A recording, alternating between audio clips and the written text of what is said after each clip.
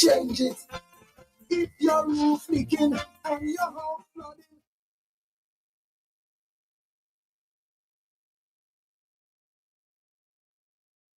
Every Thursday from 6 to 8 p.m. and National Athletic Coach Emmanuel Loblak. Sports Wrap, your one-stop shop for unique, inclusive, in-depth analysis of local, regional, and international sports. Bringing you the best in sports debate and up-to-the-minute information and statistics. Sports Wrap, every Thursday 6 to 8 p.m. 2 exciting hours of pure exciting sports talk. The experts are in the house. Sports Wrap, every Thursday evening, only on the big station, only on Q95.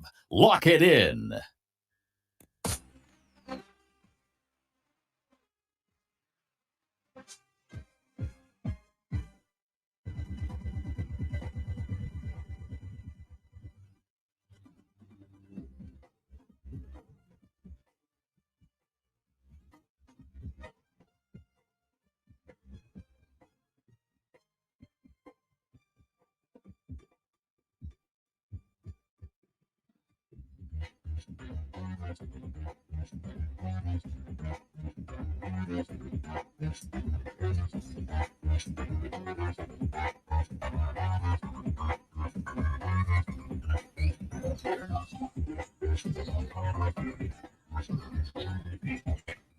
Good evening, good evening, good evening. Carnival is over, we Lent. Welcome to your favorite sports program on a Thursday night. I'm Lucas Sebastian. Together with me is Manilo Black. Dr. Thompson Fontaine. And, as usual, Pastor Rodney. Please lead us in prayer, please.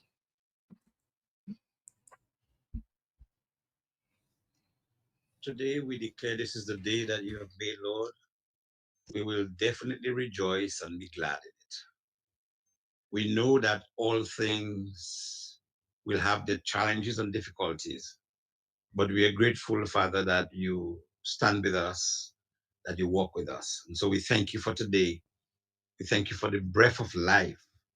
We thank you for the abilities that you have granted us, Lord, and we thank you that you have graced us again to see yet another sunrise. Now we ask, Lord, that you will bless our program tonight. Bless Sports Wrap. Use, oh God, the hosts to guide the program, to bring life to those, Father God, who are gloomy, to give them a reason to continue to live. I ask that you will cause Sports Wrap to educate its listeners, that they too, Father God, will find joy in what they do, and they will do the right thing all the time. Thank you for the listeners. Thank you, Father God, that you will encourage them, you will refuel them and refire them. And thank you that you will cause everyone Sports Wrap today to speak words that will edify even more than entertain, that will encourage even more than inform, and that lives, Father God, will truly be elevated as a result of the program tonight. And we thank you in Jesus' name. Amen.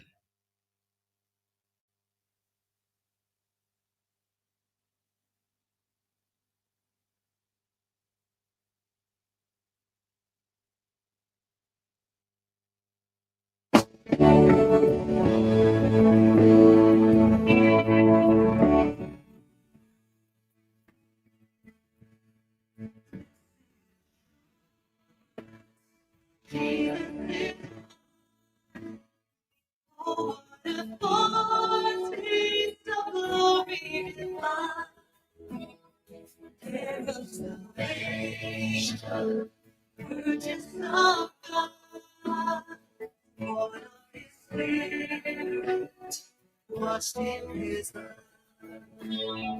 This is my story. This is my song.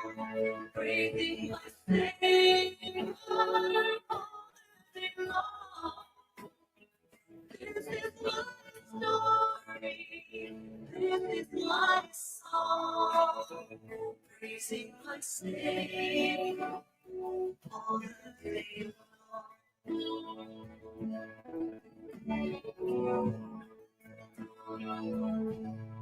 Perfect state, perfect delight, vision of rapture, on my side. This is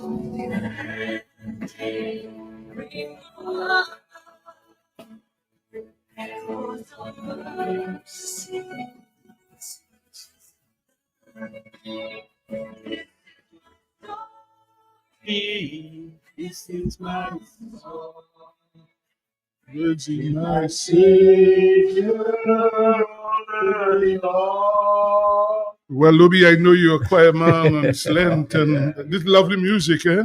I mean, last week we were discussing Calypso. Hopefully, we should have the monarch with us tonight in a while. But tonight we should have the president of the Football Association in house with us. And well, the Super 8s are starting. The last game in the Australia, by the way, played over tomorrow. And after that, the Super 8 started side. For Australia, they knocked out long time. So we'll have a discussion about the World Cup and about the West Indies chances. So that's the program tonight. So the thing is that now in the Super 8, Australia not in our zone anymore. Australia knocked out, so not in zone. Australia not in the World Cup anymore. After they play tomorrow, Oman, and that's it. They play tomorrow. But before we go to that, guys, Dr. Fountain, Lobby, Lobby, you, both of you all know him, one of my closest people in life. And that's a guy I grew up all my life with together. And then Friday night, I spoke to him at 8:41 p.m. And a few hours later, he's dead watching TV in his house. In fact, I think Daryl Bob, I was surprised Daryl called me and knew about that. Yeah, I was surprised. And, it's a tough, I mean, since that time, it has been tough, Dr. Fountain, Lobby, I can tell you. Yes, I can well understand, Emmanuel. Our deepest condolences, especially the rapidity with which it happened, and the fact that 41, I no spoke to him. hints, he seemed to have been okay. He spoke to me, he called me. You. So and then okay. he's dead a few hours later, and I'm trying to process that. It has been difficult, but I don't know. I have to go up for the funeral. That's one thing I have to do. I must go to the US probably soon to go to that funeral. So we'll see how that goes. We have a caller. Let's take the caller. Hello. Good evening. Good evening.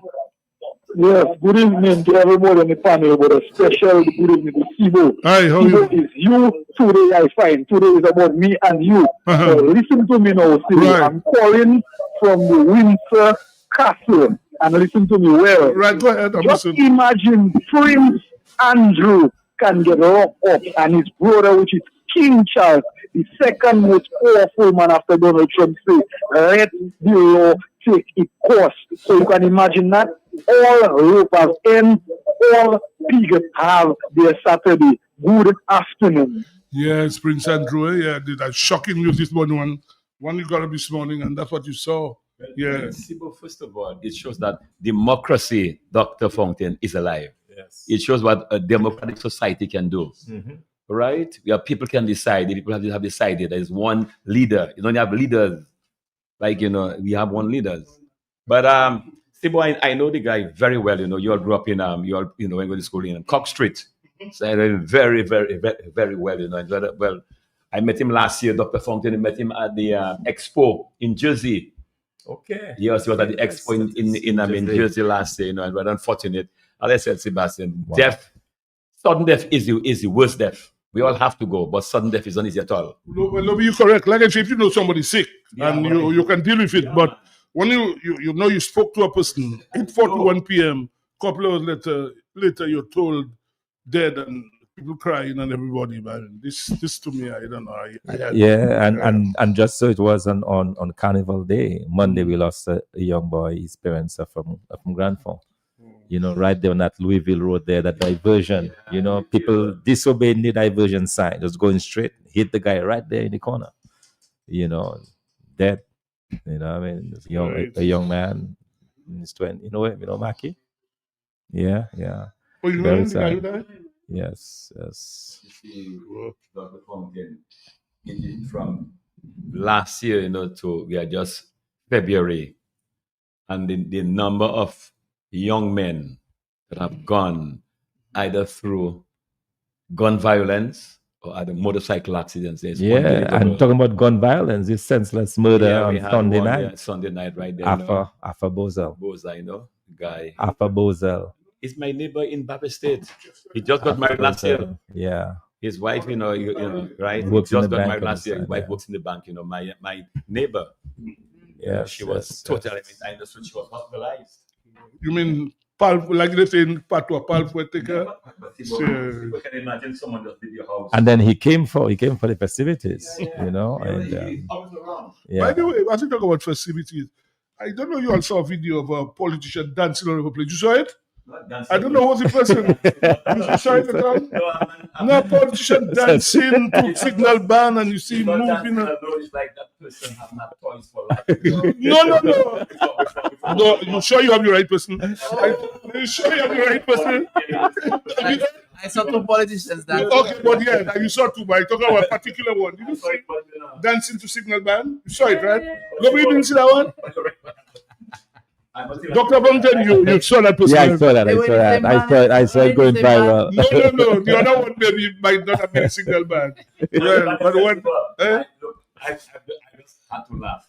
I said to myself, it's time for toys. No, I think you have the wrong one, Lobby. I think you have the wrong one. I'm correct, Sebastian. No, I'm talking. That's Oh, it's all true now.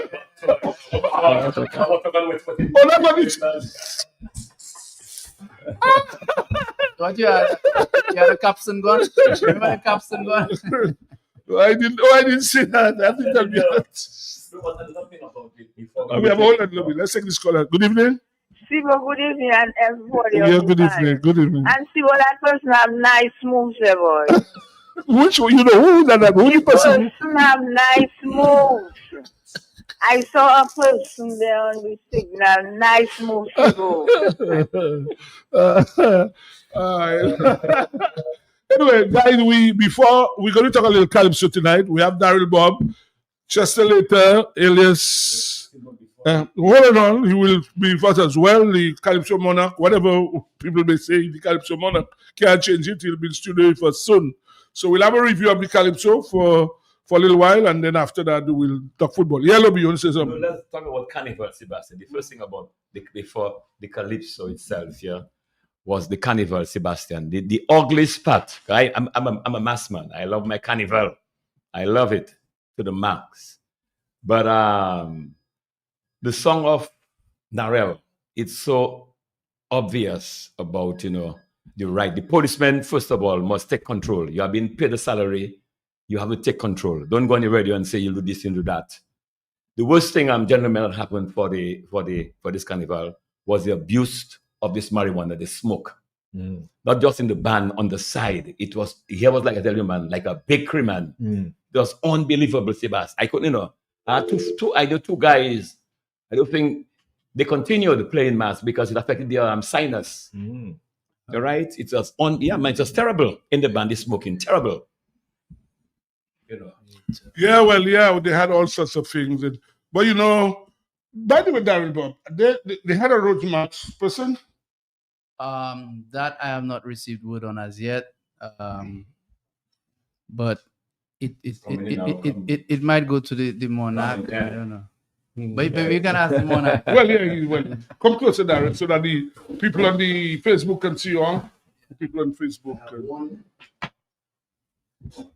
You live already? That's okay.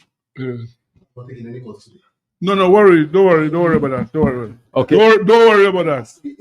Yeah, don't worry. Okay. Yeah, let's take this So caller. let's take this caller Yeah. before him. All right. Don't worry. Good evening.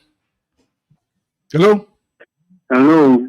Good night. What's happening? Good night. All right. Yeah. Good night to the panel. What's happening? Donald, that's you there? Donald. Yay. What's up, my brother? What's up? How are you, man? All right, man. All right there. I just wanted to let you know your boy birthday on Sunday. Okay. Eh? Go ahead. Go ahead. Speak. Don't listen to your radio. Go ahead. Talk to me. I just tell you my birthday is on Sunday. All right. Okay, I know. Well, I didn't forget. Anyway, don't worry. I'll see you. I didn't forget, Donald. It will be about 91 now? 91? 91. 91, yeah. I didn't forget that. Awesome. You have played an extremely good evening. I'll see that. Give everybody any time you might know. No problem. I'll do that. They're hearing you anyhow. They're hearing you. Well, I'll see you. I'll see you. Don't worry. 91. I don't know if any one of us have reached 91. Yeah, but that's a beginning. Right. Chester, What's happening? What's happening? Good, congratulations. Thank you. Right, everybody there. Yes, congratulations to you, Mr. Monarch, for 2026. Well, Mr. Monarch did not crown himself, yeah? So congratulations. Well, we don't even want to go that way. Let me start off by apologizing for the voice, because the voice is very worn, and I may have a little from time to time, because it was a difficult one. Chester, let's get straight to it. Did you feel you won in the quarterfinals? You came first. You came first semi-final. You won Stardom's King of the 10. Were you confident that you were going to win the money? I'm never confident in terms of winning. I'm confident in what I'm able to do. Okay. Because you never know what's in the judges' minds and so on. But I did walk into the competition feeling that I had the best material to win. So I felt that everything was on me. Chess, if you deliver in both rounds, you will win. That's how I felt walking into the competition. So it's the first time in a very long time I walked in the competition feeling that I had the best material. I think that's only the second time I would say the third time. I felt that I walked into the finals with the best material. But you wrote the song, both of your songs? Yes. Well, I know you always write your songs. Yeah. One thing, Chester, there's people say, and the general concept around that when you and Tasha P's thing, the band plays the best. I'm sure you have heard that. Okay, let me ask you a question. Right. Did you hear that last year? Well, no, right. You know why? All right. Because you didn't win. I didn't win. So whenever Daddy Chess does well, that comes up. Yeah. Whenever Daddy Chess does not do well, it does not come up. No, well, subject to correction, Daddy Chess. I have been following Calypso. I'm a mass man of music, and it's a fact. I have a problem with this. All right, I have a problem when you all from Stardom come to sing. All right, there's always an extra. Even at the final, I'm telling you about that. I thought somebody guitar string would have gone. The way they played for you, they played that music up. Not even the semi-final, they played this way. Okay, so let me respond to you. Okay, so take for somebody like Bob. Well, Bob is a professional, right? To the extreme. But take for instance, you have somebody like Bob, right? Bob is not in Stardom 10. Okay? So if Bob gets 3 practices before competition, and you have another person from Stardom 10 getting the same 3 practices, but 2 other Stardom 10s under the belt, that means the band has played their song 5 times, and they have played Bob's song 3 times. So every time you play a song, you get better at it. Similarly, if I perform my song today for the first time, I'm going to look better the next time, and then the next time. So what you would find that the song the band plays most, the band going to be more comfortable, right? So you will always find the band playing, for Stardom 10 guys better. Similarly, when Mass Camp was on, if I went to Mass Camp to perform, the band would never play my song the same way as they've been playing for the guys from Mass Camp, because they're practicing the guys from Mass Camp. They're playing every Friday, and here I'm coming with maybe 1 practice or 2 practices. So obviously they don't have my song as comfortable, right? That's the first thing. Secondly, do you know my first crown? My first crown I won. You know the band Faux Pas de Me? Oh, the band. The band Faux Pas de Me. Why should the band Faux Pas? No, I'm telling you. But you were not a member of the band then, right? I was. I was. In 2000? Yes. Okay. No, what happened? Nobody knew. I covered it up. They covered it up? Yes. But you see, people don't see that. People, when I had Fly Your Kite, right? When I had Fly Your Kite, Peter was supposed to do something in the 3rd verse. And the 3rd verse reached, and I didn't hear it. And I'm on stage saying, maybe I'm on my 2nd verse, because that was supposed to happen, right? So when things happen to Daddy Chess, people don't see it. I don't talk about it, or I cover it on stage, okay? But it is always in the ear. But it depends too, It depends on what you're covering up. What I'm saying is, and also to what you have to consider as well, the Calypsonians that Peter would write for, right? Peter is a brass man. And listen to me very carefully. Right now, guys have come up a little more to speed. Peter later is a brass man. First a brass man before keyboard man. When Peter puts brass on a song, he understands what the brass can execute better than something else. So in other words, sometimes I'll say, Peter, I would say, Peter, I want to sing that song a little higher or a little lower. Peter, if we put that key in, if you put that in that key, the brass is not going to execute it as well as that key. So let us sing it in that key. So hold on. Hold on. Not everybody knows that. Mm-hmm. So sometimes guys coming for song, Bob would know that. So sometimes guys will come for song, and a keyboard man makes the part on a keyboard, your fingers just run. But a brass man has to blow that with his mouth. Yep, sometimes it's a strange key that has sharps. Mm-hmm. So a lot of times guys go in studios and the producer doesn't understand that fully, right? You will always see a difference if something comes out from Peter, Cornell, Freddie's studio as opposed to anywhere else. What part does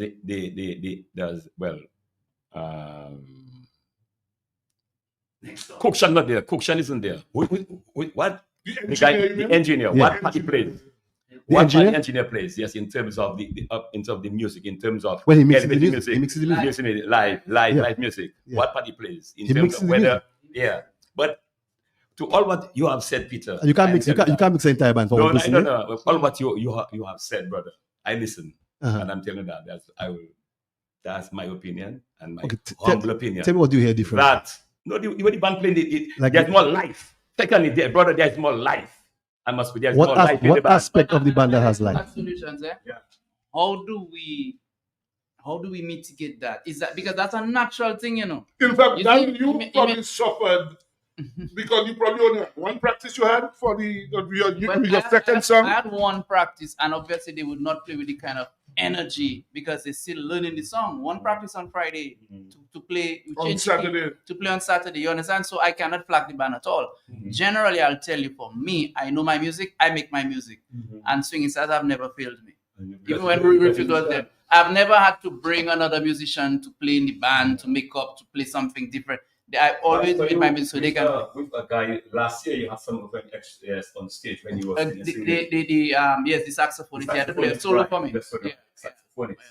But I've never really had to get rid of any member in the band for any particular reason. The music is good enough for our standards, and it's just a matter of practice. Because music is a practice thing. The more you do it, the better you know. And I couldn't survive having one practice. And the band have 20 songs, 19 other songs. Well, 20. But let me. I know in the past, that my brother sang for him 10 years. I know what he went through as manager.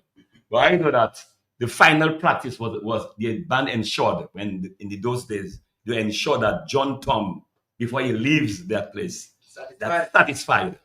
Yes. When I heard that, this lady said that Lady S said, don't matter, even though it could be 1,000 practice, they still wouldn't have gotten it. I felt sorry for her. I don't know what happened. But one thing I would like to just put in there, and for Chester to remember too, is that if we could start practice earlier, if most of the band would get leave at that time of the year, but I mean, fellas really want to take their leave during summer so we can travel and stuff like that, you know. But that would help a lot. Like if you listen to the band in St. Lucia, the backup band, I mean, these guys come to work at 8 o'clock in the morning. You can go to practice at 8 in the morning or 9, whatever time. Wow. But we don't have that luxury in Dominica because most of the people, they have their jobs and this kind of things. But that would have, if at least we would be able to start practice earlier, it would, the mental fatigue during the night that comes about at 8:30 and 9, that impacts the music negatively. So that is just my input on that. Let me just say 2 points there. We had 3 years of Soca Monarch, right? Fanatic was the backup band. The same thing came up with Carly. And the guys were saying the same thing. I told them, no. My job is for Fanatic to have my music the way I want it. I don't care what they do for Carly. My job is to make sure they play my song the way it's supposed to be played. It doesn't matter how they play for Carly. As long as they play. And I want all 3. No, hear this. When last I won a crown? How many years ago? 25 years ago. 25 years ago. Hold on, 25 years ago. No, I'm king. We're talking about 2 years. Yeah. So what happened in 25 years? Yeah, no. I'm glad we're having that discussion. I'm glad you're clearing that up because you hear that, and I think personally it's unfounded. Because I don't think that the band would deliberately derail somebody else. And the explanation you gave makes perfect sense. The more you practice, is the more comfortable the band is, and also you play with them normally. every day. So they know you. If you make a faux pas, they can correct and so on. So yeah, the thing is, I have one method. Normal. I have one method in Calypso. I practice until the first stardom 10th, and I never pass back in the band house. You serious? I never pass back. So I'm normally ready on the first practice when nobody else is ready. So I come on the first night when maybe 2 or 3 of us, everybody's still struggling to get their song together. And you already have the band on the first night. You see? I have my stuff ready early. Yeah. So when I come and guys are not ready, it may be 3 of us for the night. So I whiz the band on the first night, right? My last practice is always the Tuesday before the first stardom 10th. After that, my practice is on stardom 10th. I never pass back until I have a second song. Let's know on the competition itself. Let us come to that now itself. The judging, first of all, the judging itself. What I'll say to you, when I spoke to Chester, he don't want to go that route. Yeah, we don't want to go that route. It's not fair to him. Let's not go that route. Okay, there is something else about the songs. The Narelle song, you as a basketballer, you play basketball, I know that you play sports, you're in a league. But when you're in the league starts, you look and see, I want to win under my team. You look and see which team going to give me the big, in terms of the troublesome team. I want to win. Yeah. Same thing with Calypso. I'm certainly sure that when you listen to Narelle, with material, she had good material. Yeah, when I'm in a competition, I don't trust anyone. Yes, no. You don't trust people, but yet still, there's some people you have to look out for. I looked out for 5 people. No, I would say 4 people in the competition. I had 4 people in mind. I had the Bob, Nashel, Tasha P, and Joy. But also, Dark Horse was Reds. Was a dark horse. I look at him as a dark horse. 2 good songs with Rivers and one voice. At the end, you look at it, the composition of Rivers, very, very. Yeah, I love that. Right. I love that. One voice. But look, coming back at Nashel, looking at you, your song itself change and compare with Commissioner. Very topical. Very all right. Yes, Nadia. Go. Yes. Now, if your song change, what songs change? No, your second song. Beauty and the Beast. Beauty and the Beast. Yes. So, and your first song was. That was the first song. Beauty and the Beast. And the second song was. Your roof licking. What inspired you to sing that song? Which one? Your roof licking. Okay, before you answer, let's take this caller. Before Chester answers, we have a caller on the line. Let's take the caller. Good evening. See, I want to ask a question. Yeah, go ahead. To Calypsonians out there. Right. They came to tell us what, because we don't want it to look like Chester and Bob there, to ask them about that song and this song. And I'm just talking, you understand? Right, yeah. To tell about National song and Chester song and that. They are Calypsonians. We cannot ask them those kind of things on a program. Correct. They were in the competition. Right. So I'm just asking, let us move away from that, and whatever they came for is to help us to see how, something else. But that is my view. Let's move on from that. And correct. Correct. Go ahead, Darryl. Go ahead. What I notice is that we tend to check Calypso at the finals, the performance aspect of things. And I notice it, I prove it this time, most Dominicans will really listen carefully. Because there would be no argument this morning if people had listened. And when you listen for coherence. If you cannot do that, you should not be commenting on Calypso and saying who should win and who should. The writer threw in a third verse in the Karma song. A third verse to offend me personally. My name is mentioned in the song. In which song? Not because I mentioned in the right? Karma doesn't forget an address. And what he did, he destroyed the composition. So you have 2 verses coherent, and then all of a sudden a new verse that was just thrown in at Bob, because that is somebody that I mentioned in my third verse. You understand? That's the writer. And that destroyed the song. And nobody not checking that. Everybody checking the girl should win and it's her crown and give the girl her crown and those kind of. Nobody not checking that. That song is not coherent because of that third verse. And that was a last minute thing, because I'm certain that song was written long before the competition. But that verse, through the coherence of the song, it destroyed it. Okay? No, you may not think so, but I'm urging you to go back and listen. I listen to something. Go back and listen. Another thing is your presentation can destroy your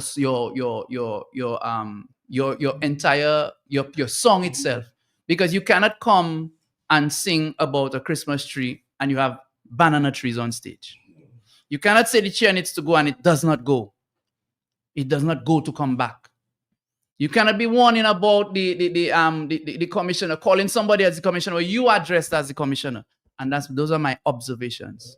I may be a Calypsonian, but I'm also an observer, and I'm free to voice my opinion. The other thing I want to say, and that may ruffle a few feathers, I may get some enemies from that, because my dear friend should never do what he did this morning.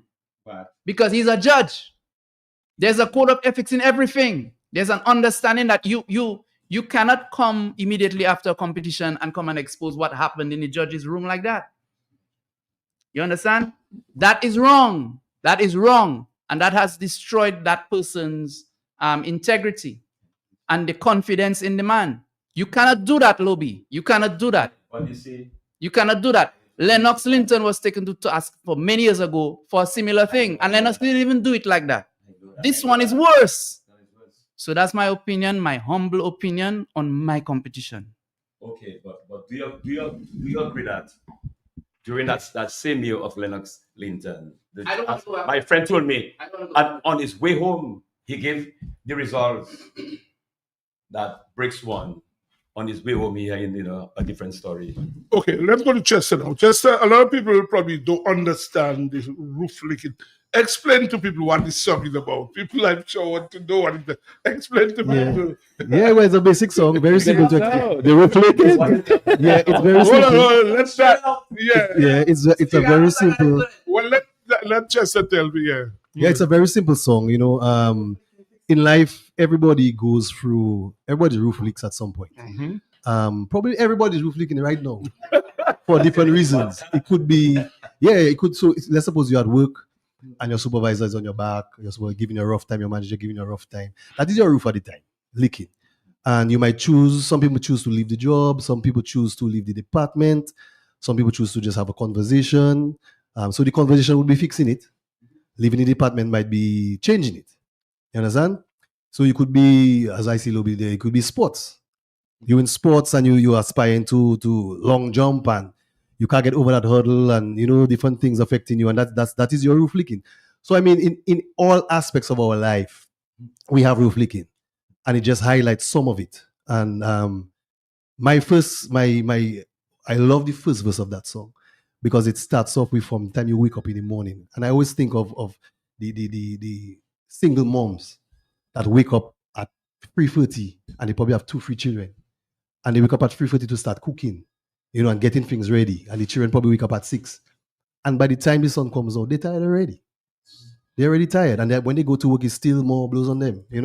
So it's something that all of us meet at some point in our life, probably all know, and it just highlights a few examples of that. Cool. Let's take this call. Hold on, Lobby. Let's take this caller. Good evening. We lost the caller probably. Yeah, because that I just wanted him to explain because some people don't understand.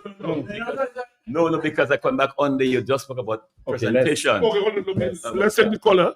Yeah, good evening. Hello, me again. Right. No, me again. No, we are talking on the program. We are adults. I'm just giving my views, okay? No, you said whatever Lofty say, it destroyed his reputation. I don't think it destroyed his reputation. There's another thing I want to say. We have an association. You say you have a code of ethics, okay? Now, to me, a code of ethics is whatever you say is the truth. So if you have a judge, and I'm saying Lofty, who spoke out, he is in there, and he sees something is wrong, and he came out and he say it is wrong, I don't see that destroying his reputation. What the Calypso Association is, you cannot have an association and people more for clothes in there.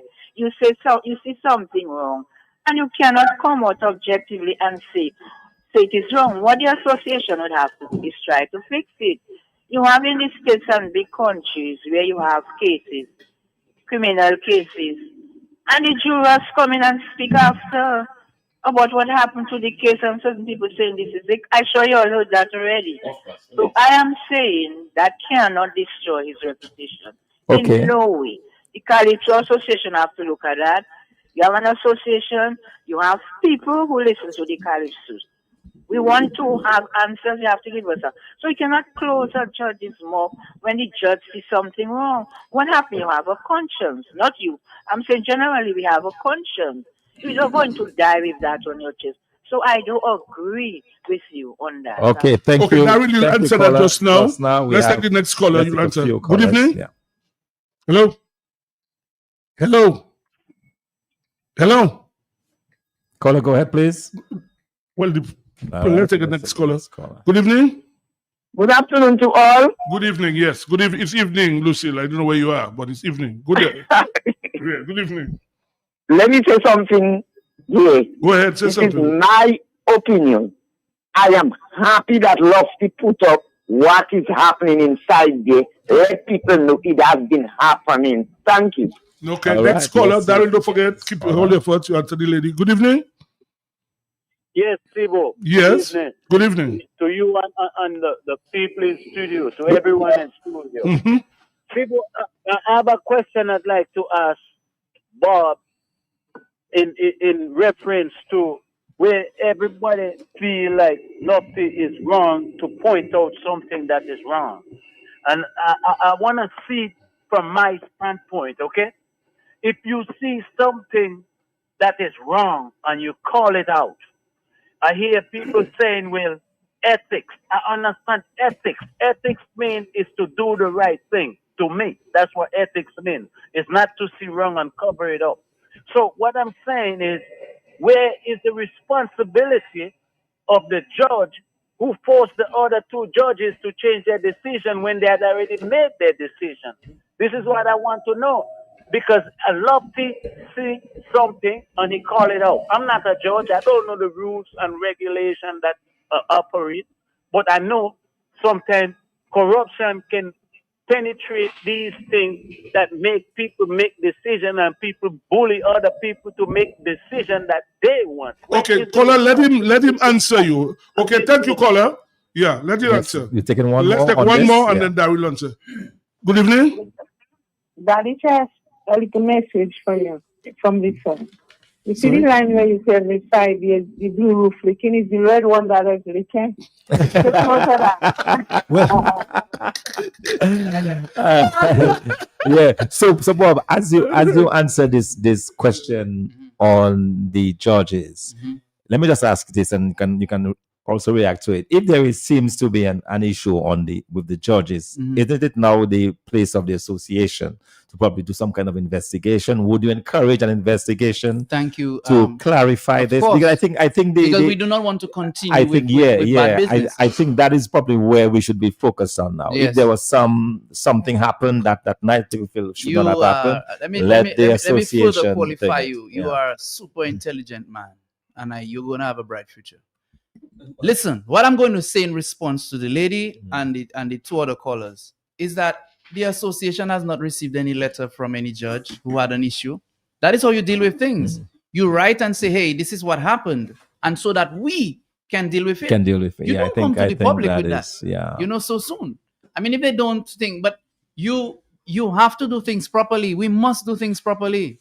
If we don't do things properly, we will just be haywire all over the place, and not getting a solution to a problem. Yes, you come to the radio. What you going to get? Sensationalism.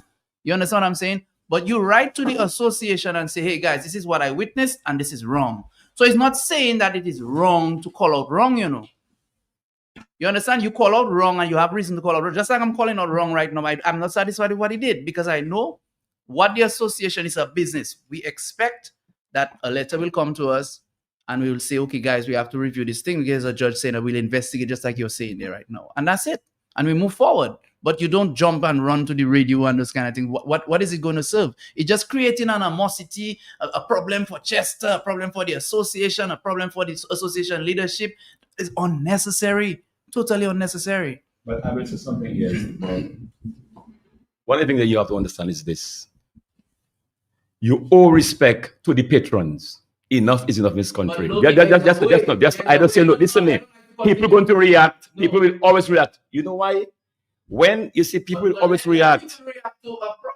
But people are tired, man. I'm telling you about that. People paid their money. And people live. Let me say something. Hold on, Chester. Let's take this caller. Hold your thoughts. Good evening. Good evening, Zigo, and the rest of the panel. Yes, good evening. Zigo, I would like to ask Bob a question. Go ahead, let's hear. Go ahead, ask the question. I would like to ask Bob, as a member of the association, Calypso Association, is he still here? Is he feel it is right as a member of the association to call a young Calypso writer I wanna be Calypso? Everything is right for him to do. Well, he doesn't want to respond to that. He does indicated he doesn't want to respond to that. So go ahead, Chester. You are going to make a point. Let me say something, eh? Mm-hmm. And let me be very clear. Mm-hmm. And I'm going to give my story. Okay? Mm-hmm. Yeah. When I at the end of last season, I had a conversation with two persons, a very good friend of mine and my brother. And it was my intention not to come back. Not because of anything in particular, but I've always said, if I ever miss finals twice, I'm done. And my brother asked me why. I told him, maybe I don't have it anymore. Because I'm a person, when it comes to sports and music, I always said, if I have to reach this stage where I look like I'm heading downhill, I'm done. Because I always want to maintain a certain standard. And I felt, boy, maybe I have lost a step or two. You know, I said 2 years I have make final. Maybe it's time to hang up the boots. So all year long, in my head, I was like, I'm not going to sing. Up to December, I had no intentions of competing. Right? Certain things made me compete, and that has nothing to do with Crown. Right? I went through this season, and I remember sitting down on the side before quarterfinals, and Observer came to me. An Observer gave me a little pep talk, which helped me a lot. And in quarterfinals, I was not competing. I was singing to myself. You serious? I was not competing in quarterfinals. It's only after quarterfinals I came first, and people started to talk roof. And people started to have expectations that I decided to actually compete. Now, it was a very difficult season for me. At one point, for me, it was Crown or nothing. I put everything into it, Crown or nothing. And that had nothing to do with the Crown itself. The journey taught me that I'm a much stronger person than I thought, but I didn't do it on my own. I have to commend people like Observer, Joy, Bob, who were in the competition, but still understood my journey and gave me strength. And I really have to give them hats. And even someone like Joy, that's actually the monarch, who actually reached out to me and gave me strength, even at the last practice. I really have to big them up for that. And it was a difficult journey. It's the year I'm most proud of. And I'll be honest with you, right now is a time for me to celebrate my wins, a time for me to give glory, because God worked with me for that entire way, I can tell you that. And for me to come here today to argue about what has been going on, I'm not about to do that. So if we're going to continue to talk about Calypso and the greatness of Calypso and the great season I had, I'm staying. Right. If we're going to stay here and continue down that line, I'm going to excuse myself. Okay, what we're going to ask you about Calypso, because we have football, that's what we're going to tell you. Thank you. The president of the association said before, and he was live on radio, and he said that the Calypso Association will have a truck with Calypsonians singing their songs and so on. We didn't see that. What happened? Are you referring to... Not to inside. Caressa said that they will have a truck at Calypso... To promote the Calypso during Carnival. During Carnival, and he said especially for road match. He did say that they will have a truck going around. Well, I'm not sure what happened to that. I mean, on the opening, we did have a truck. It was very good. I have been always open for Calypso to come on the truck and sing as well. Calfapi came, he sang. Calfapi gave me a nice rest because I always welcome when Bob won. I was so happy Bob came on the truck. And the thing is, for the patrons, they want to say they want to see the Calypso and sing. And Bob can tell you when the year he won and he came on that truck, that was so fantastic because you have the Monarch on the truck singing his songs and people were loving that. You know, Briggs used to come on the truck with me. Hurricane did it. You know, and I welcome any Calypso. And well, of course, you need to have the song to do it. Come on the truck and sing your song because there's nothing better for the patrons at that time. Everybody at that time have their rum and the competition is over and it's just the actual Calypso singing their song. So for Swinging Stars, we are always welcome for any Calypso that has road material. Come on the truck and sing a song. Okay. Gentlemen, I have a question on that issue of the patrons. I was at the finals. In the past, I've commentated, but I keep seeing a certain age that is completely absent. That is cause of worry because I know the history of Calypso. When I was a young boy, I would go to the Calypso show. But we're not seeing this age group. And you know, I'm talking about the 20-somethings. Yes. They're not present. I mean, I looked around, I was looking for them and I couldn't find them at the Calypso. And that to me is worrisome. How do we address that? How do we get the young people back into Calypso, interested in the art form? Because they don't have to take it forward. Yeah. If they're not interested, it's going to die a natural death. Yeah. And we don't want that. We want 100, 200 years from now, the art form continues to flow. But how do we maintain Let me give a quick response to that. In any society, parenting matters most. Your parents should ensure that you go to church and they should play a part. They should have a strong opinion and decide what you consume. My dad made sure he sent me to Calypso shows when I was a boy, right? And today, I'm a Calypso monarch.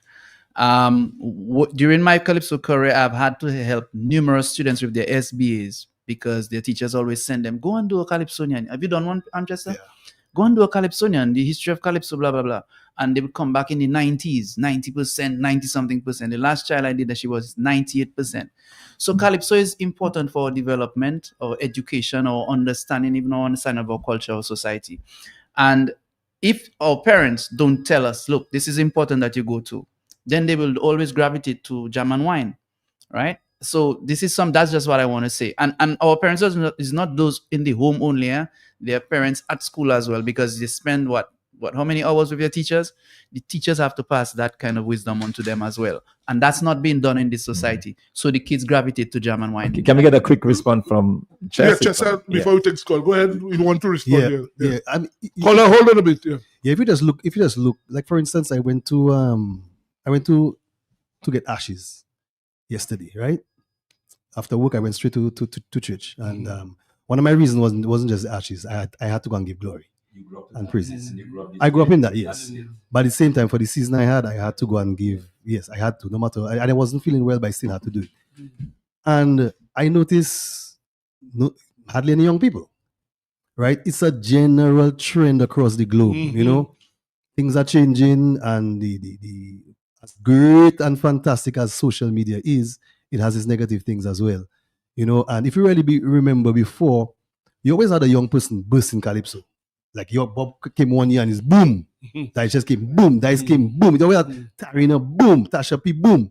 You always had a young person coming in that would just impress the public and just burst everybody. We haven't had that in a while. Trilogy came in and he did it. And some National has been there for a while, you know. I don't know, but she has been there for a while, so she's not a just come. But I'm talking. I know, but she has been there for a while. National was there all in COVID, so I'm talking about a person that just come on the scene, first time in the arena and burst just finals and pressure on fellas. We haven't had that in a while. Besides Trilogy, so what you would always find is that when that young person comes, they would bring in young people with them. But we haven't seen those young persons coming forward. Even from they're doing a fantastic job with the junior monarchs and so on. But we want to see those junior monarchs cross over. Let's take this caller. Good evening.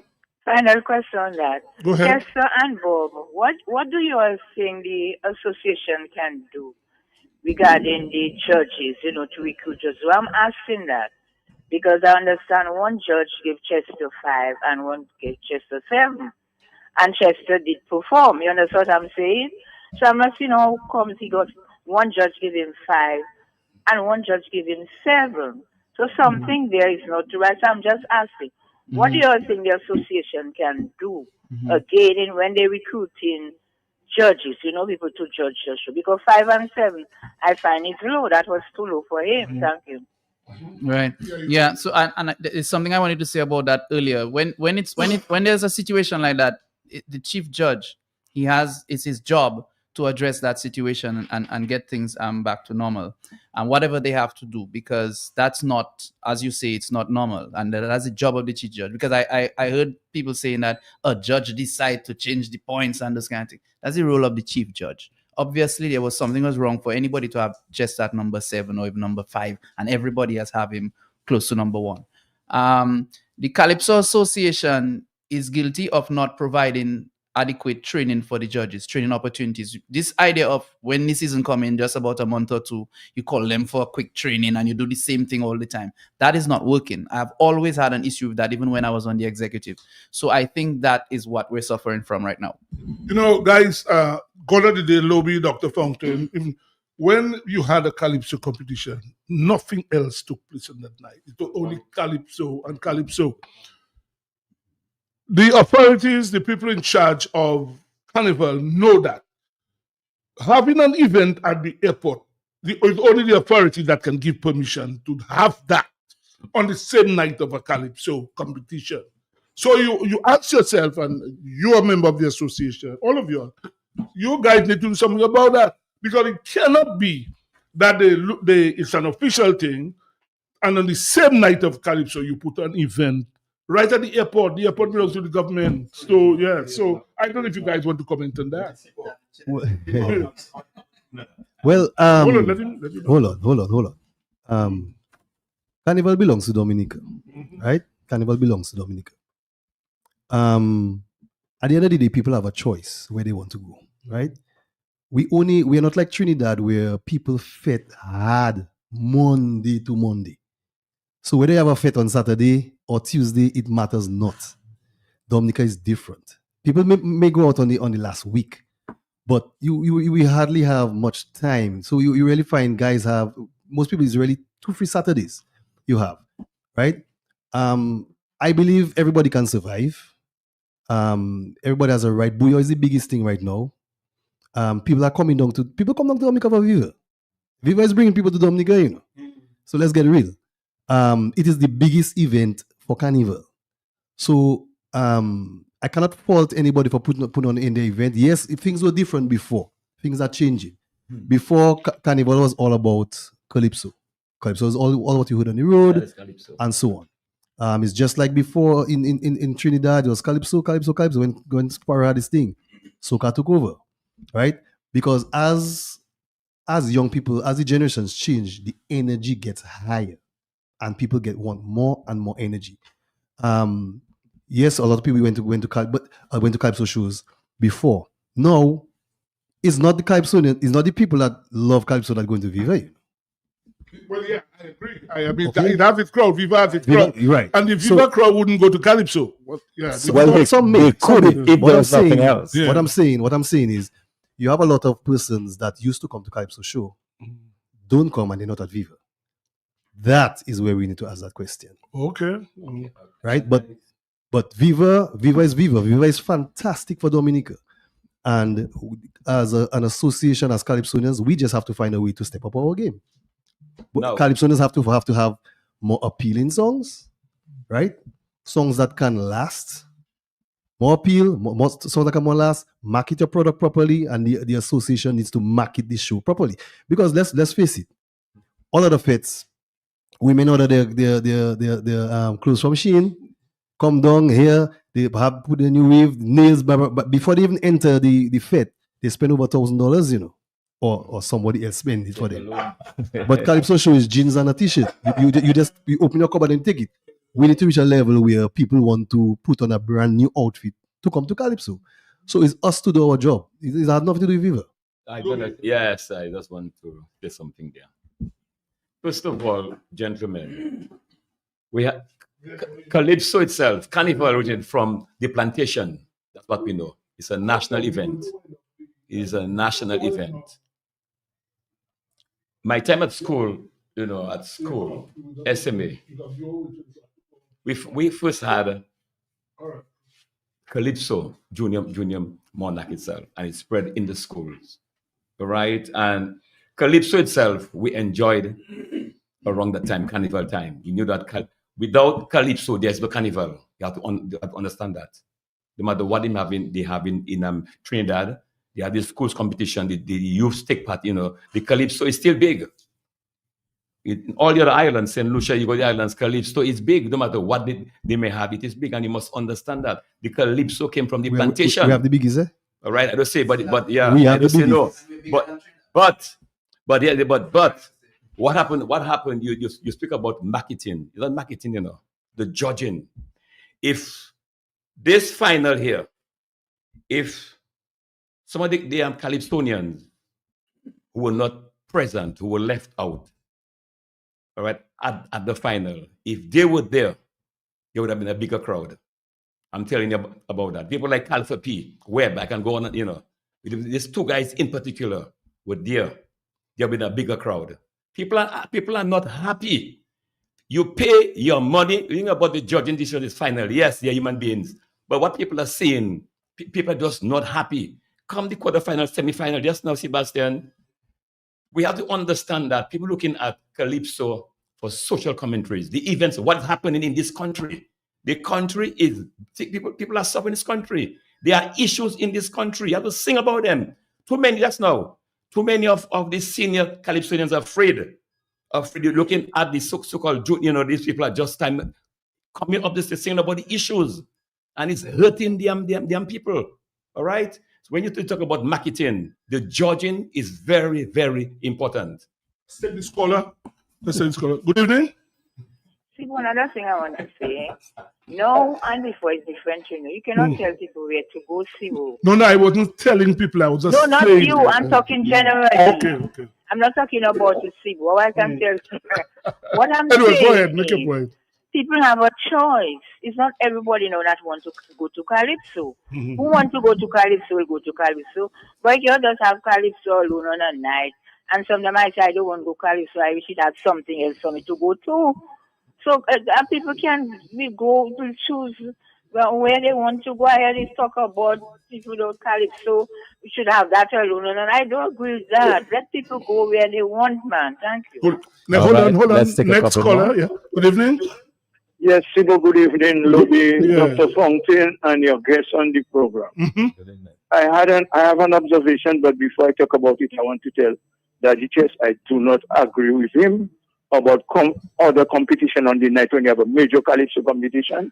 And take, for example, when Dominica farmers are growing local potato, imported potato is banned.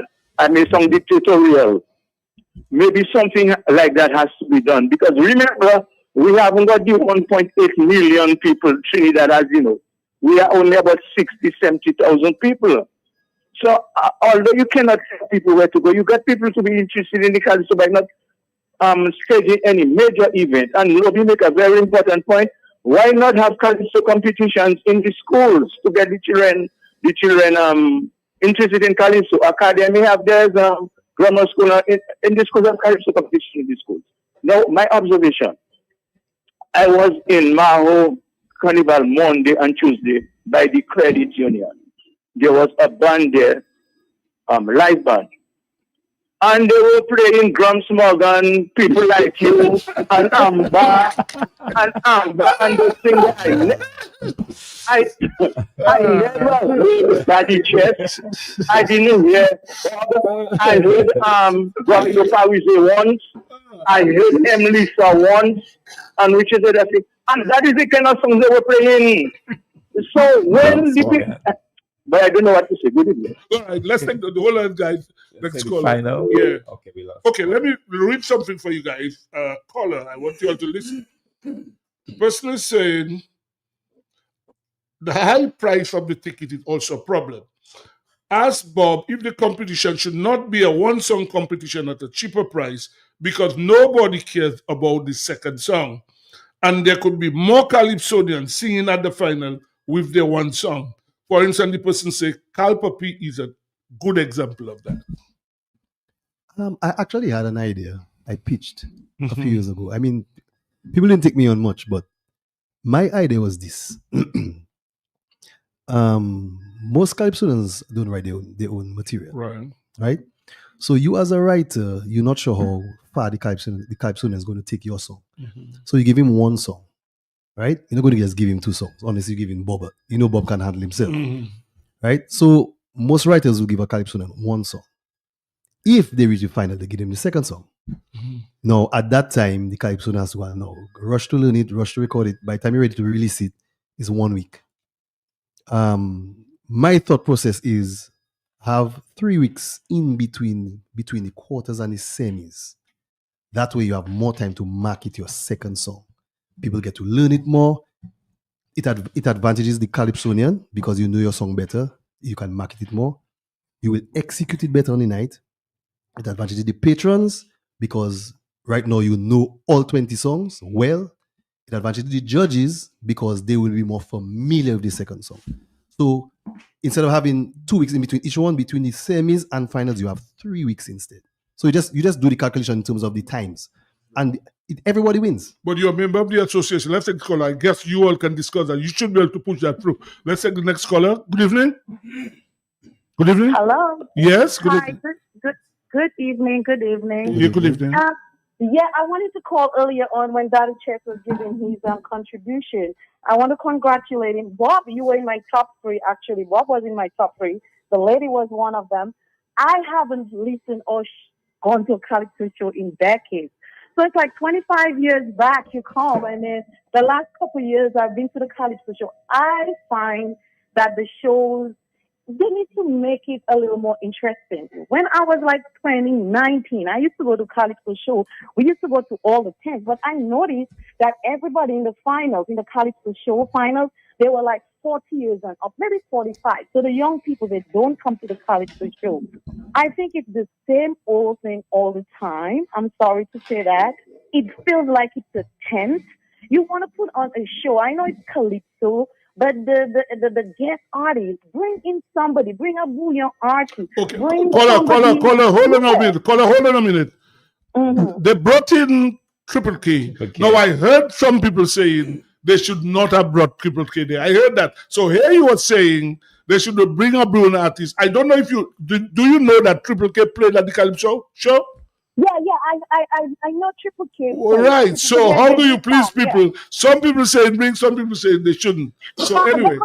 Well, it's not a bouillon artist, but they can bring some other artists. It doesn't. You hear all these Calypsonians all through the tent. You're hearing the same thing over and over again. So when you come on the big stage, you want something different. It's the same MCs giving the same jokes. It's the same old. So you gotta make something that will get the young people to come to church. As Chester just said, that times have changed. Things are changing, you understand? So if people don't want to be in this old same, they want something that is very catchy that's going to get them to come to the show. So I think it's a good thing that they came on the big stage, and that's what made the Calypso show come out a little Thank you, caller. Thank you very much. That's a great part. But just before, but Triple K, they brought Triple K, but it was like a surprise. It was not advertised. If you're going to do that, you have to promote it. And I thought it was a good idea to bring in the bouillon. Because they had attraction. Semi-final, but I think they had bouillon artists as well. But it was not advertised. I was surprised to see them on stage. Honestly, I had not heard it before. I think it was something like a trial. It needs to be promoted. It's something that can be developed. But she makes a good point. You have a show to drag the boy audience, right? But one thing I will see. I mean, okay, so you had the Maho Carnival, you had the Senjo Carnival, you had Laplin Carnival, you had Carnival Granby. What did you hear? Not the same song from Triple K, not the same song from Signal. If you go to any country, Carnival, all over the world, what you're gonna hear are the songs of Carnival. If you go to Trinidad, you hear Marshall songs a million times. So that's what Carnival, because you have that short space of time to promote what you need to promote. So, and if you're a fetter, you hear the songs you go all about, and you fet to the same songs. But listen, even when they're waiting for the results. I'm at the final, and the DJ, I find to me, the DJ was playing some fantastic songs. All right, seriously, as you said, the crowd that was there, they started playing CK Serenade and some of the past Calypso's road match songs, and that was going on good from the time when the Triple K came on. I tell you, because I'm telling you about that, because some of the songs, Trip of CK, first telling you, these things are infectious. These are party songs. There's nobody full here. But come back on you just now, there's something I would just want to point out to two of you all. I have been thinking of that, looking at Trinidad. Do you think that the Monarch should start from the quarterfinal or the semi-final? What do you think of that? No. Why? Tell me why. The Monarch has to have some type of privilege. But because you know what because okay, Joy was the Monarch. You want to go against the Monarch in the final. You that hype of the Monarch at the final waiting. If the Monarch goes in quarterfinals and football. But it happened to this guy in Trinidad. Yes. But it happened in Trinidad every yes, year. but it brings down that hype of the final. I don't find so. Yes, it does. It does because you go to meet the Monarch. Do you agree? Listen to me. If I have to judge, like some people ask me when they asked me, I said no. I want to get when everybody starts at zero. As a coach, as a track coach, I inspire you at the finish line. Everybody starts at zero. People talking about the Monarch defend. No, everybody. That's not. Yes, let me add. Gentlemen, we have to wind down because we have to go quickly. I want to say, but also not just the Monarch. The idea that persons who qualify this year get a bye next year. How about that? To me, I agree with the Monarch part of it.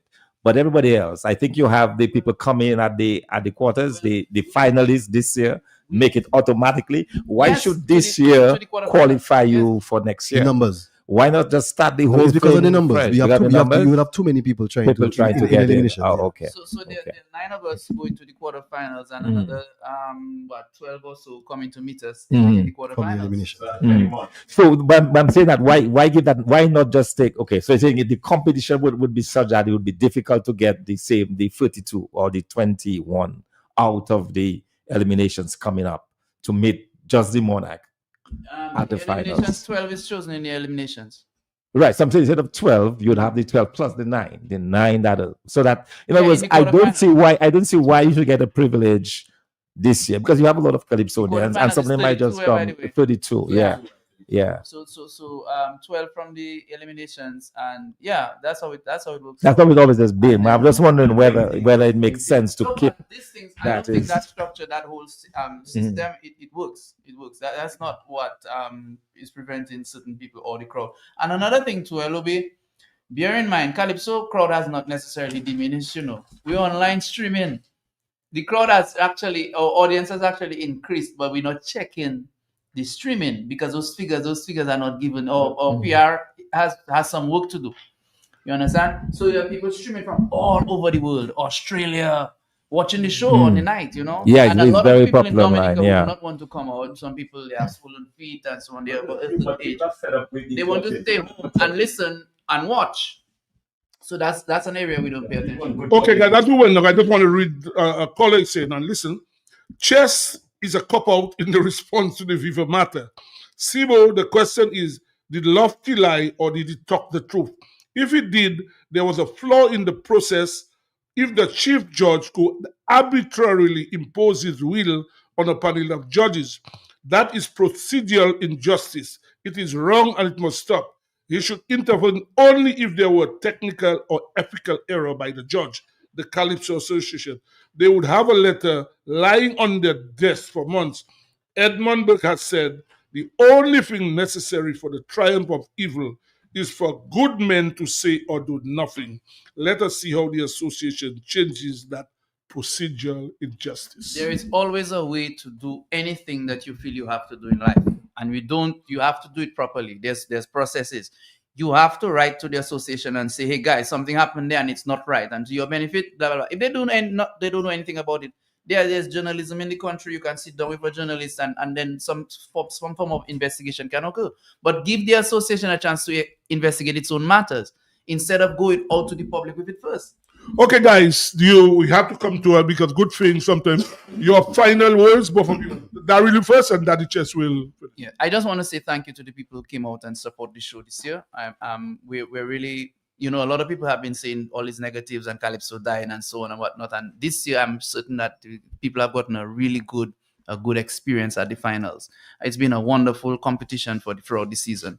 The last thing I want to say is that I really hope that we can continue giving Calypso material and the discussion throughout the year, because that will help to educate people so that people can have a better informed and more informed input at the end of the show. Yes, Chester. Okay, so for me, the show ended about 3 o'clock or about that because results came in at means to 4. Yeah, I right after the competition. Yeah, means to 4. Yeah, I went home and I sat on my bed, and I finished responding to messages at 7 in the morning, 7 o'clock a.m. Congratulatory messages, and I turned off my phone to be able to sleep. When I woke up, there were 300 on my phone waiting for me, and that was how my entire day went. And then Juve morning, I came out. I didn't really do any Juve, but I just stayed at the bottom of the hill as the bands passed, put my crown on my head, and the overwhelming congratulatory messages from people, pictures, hugging and stuff. On Tuesday, the making it wrong. I just want to thank the fans. I never knew I had so many supporters, to be honest. And I just want to thank the public for all the support, all the congratulatory messages that came my way and that continue to come my way all through today and so on. I just want to tell you, I appreciate. I have heard you. I appreciate you. I know next will be a different battle. Everybody will be coming for my neck, but that's okay. This year is history, and nobody can take that away from me. Guys, thank you so much. It was a privilege to have you guys, and I hope we can do that again, because we could go on all night, but we have other things to talk. We have cricket talk about the World Cup and football. The president of the association, I think, just there waiting to speak to. Guys, thank you so much, man. Thank you, Chester. Thank you, man. Thank you. Yeah, thank you, man. Thank. Yeah, it was a nice conversation, guys. He said, yeah, we can go on all night with that, but yeah, man. No, but I tell you the problem. The crowd, when people do, like people like good judging. People like good judging. There are months of blues like in Calypso. Like my brother. There are months of blues. Well, go ahead, talk, because we have to go on and shoot.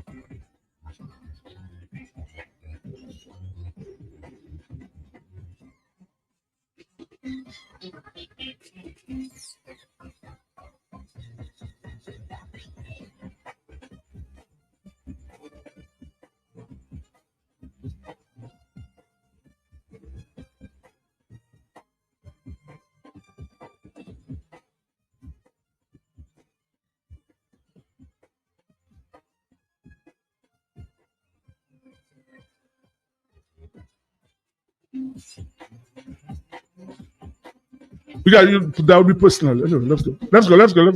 Yeah, we're back. And first, I want to say thanks to Tuapita for providing us with water. Local company, they're always happy to provide us with local water. And we can't forget Del Najis as well for they sponsored that program, the best in sneakers. You can still go there. They still have stuff. There are a lot of stuff, by the way. Right. We have the president of the Football Association with us, and we want to talk some football because we finished with cricket, the World Cup. As we know, West Indies, by the way, playing on Monday at 9:30, Zimbabwe. Right. Good night, President. Good night. Well, I saw you during the Carnival. You had a good Carnival? Yes, I had. Okay, I think I saw you. Right. Glad we had last week, we had the PRO then. A lot of developments, I'm sure, the association. We understand you have a new secretary now, right? Yes, we have a new secretary. Well, I guess you want to tell listeners. Yeah, we have a new secretary started on Wednesday, the day after Carnival. Well, it's Alvin Abraham. Right. Past teacher, headmaster. Principal, yeah. And he's a sport enthusiastic person. I mean, I know we played cricket together, maybe not at the national level, but he played for grammar school. Well, you played for the national team, yeah, but not him. He didn't play at the national team, but he played for grammar school. Yeah. He played for grammar school. Left-arm spinner. And he had been involved in football in his community in Maricourt. So I think he's bringing a wealth of knowledge and he's an experienced person to the FA. So all we can wish him well and hope that he takes it to a higher level. Glenn, when at some point, I think when, I'm not sure if you were there, when I had asked the question about Hurd that why don't you help bring him in to coach helping the coach when Sabin was the coach.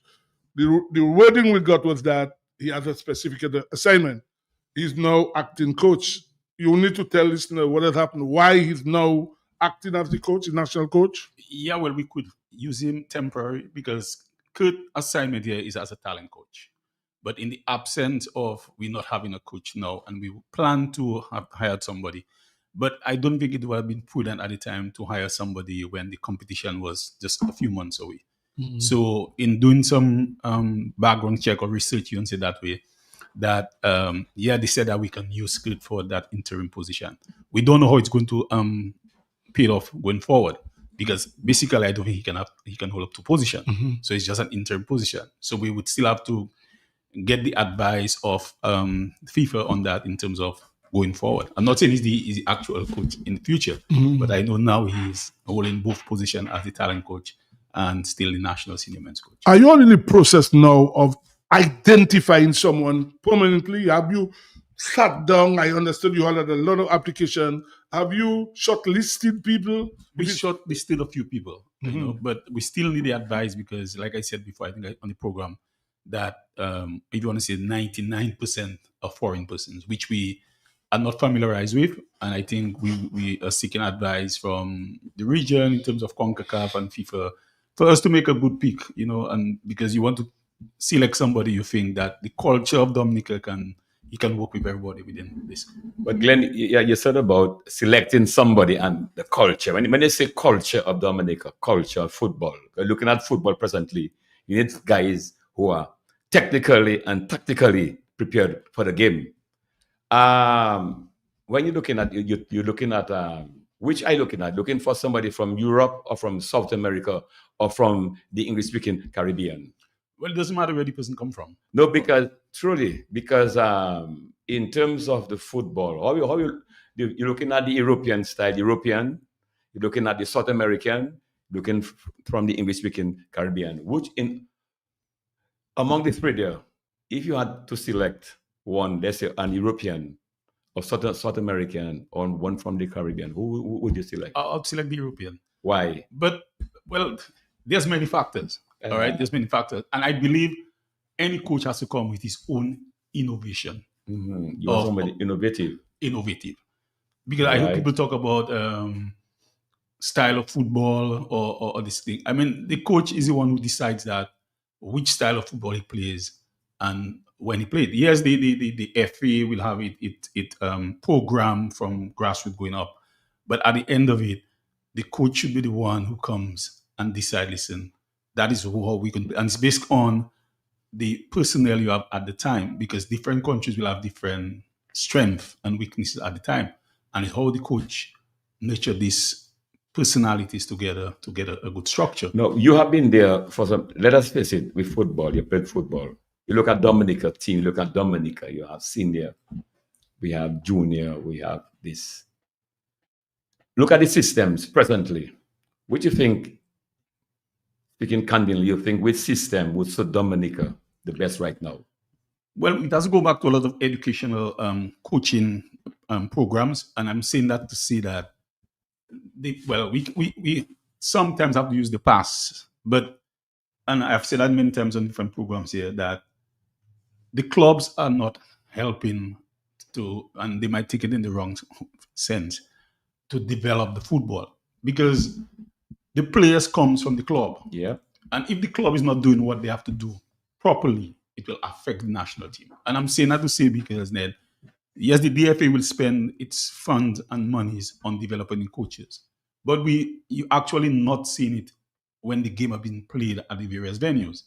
And before, well, one might say really possibly, you were seeing the football where it was more energetic, goal scoring opportunities, ball, fellas kicking ball at goal, the defenders more, you want to say more rugged, more, and I believe that happened because the clubs in the past, although the coaches were maybe not graded or had any certification before them, but they were putting in the work where you could see it on the players.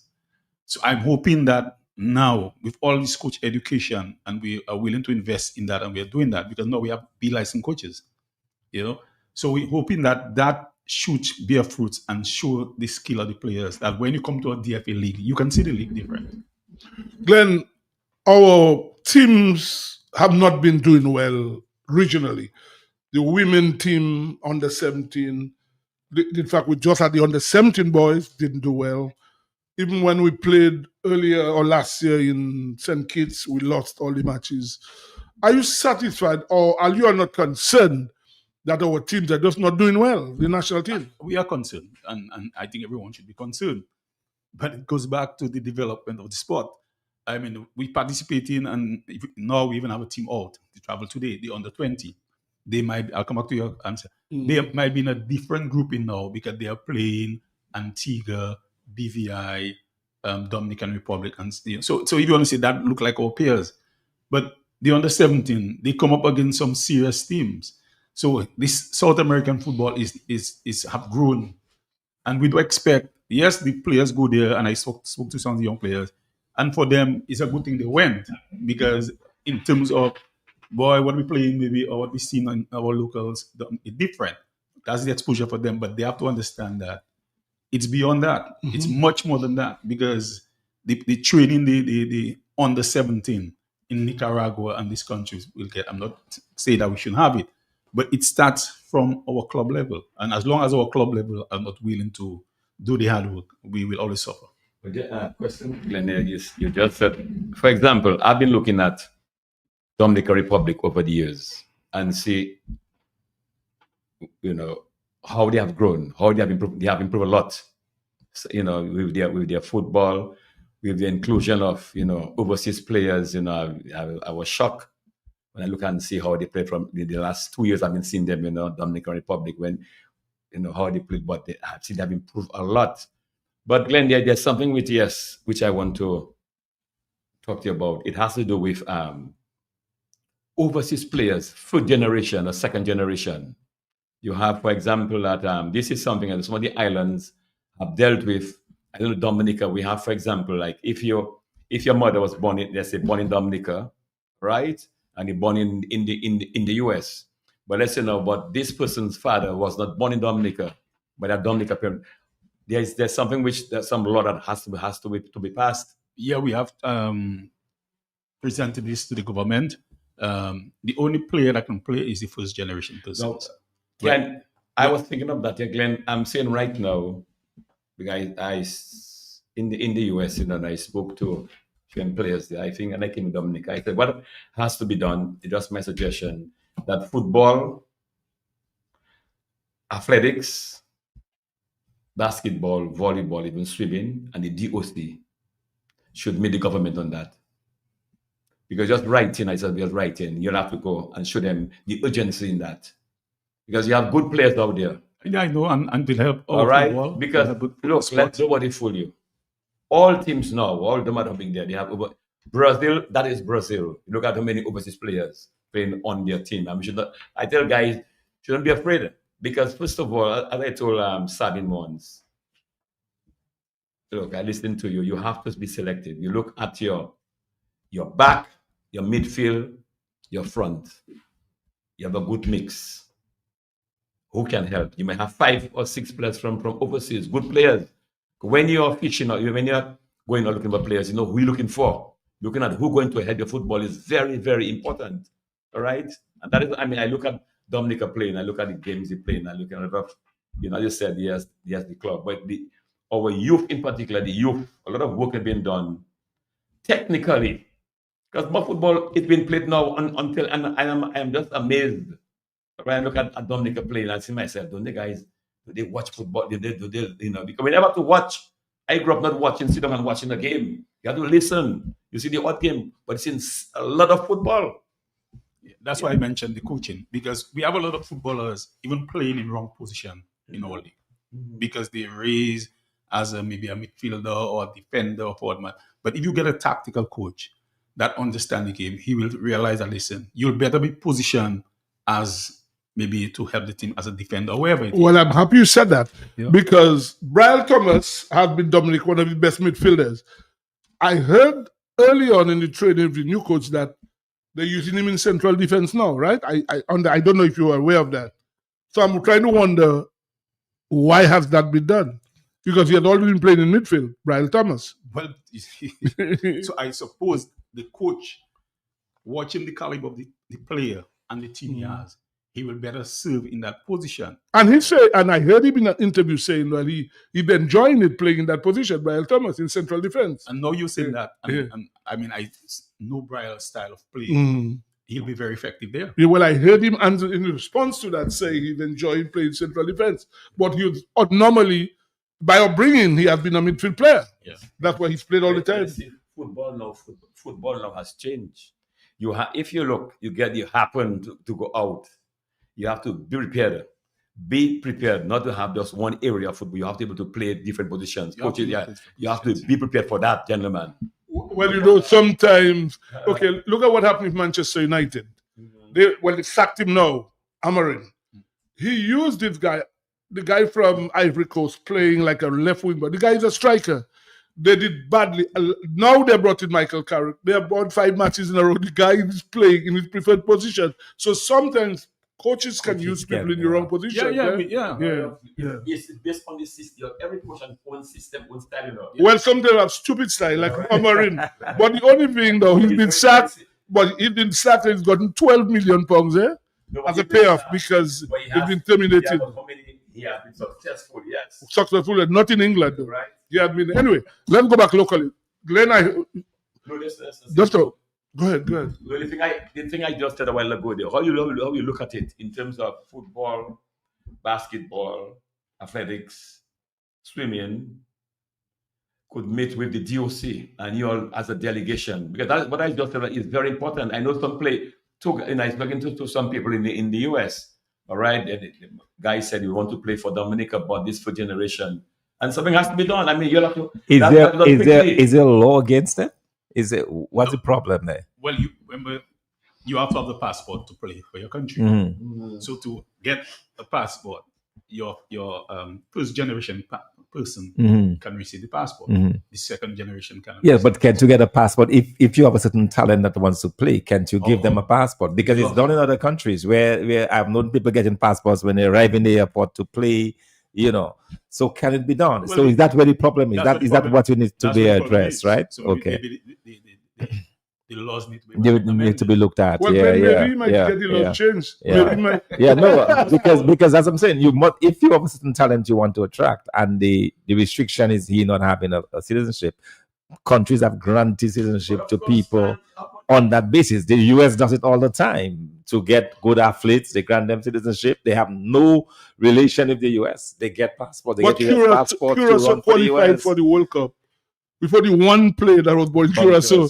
The Italian team that playing in the World Cup now, cricket, nobody was born in Italy. Not one player was born in Italy. So, to me, see, but that's what has to be done.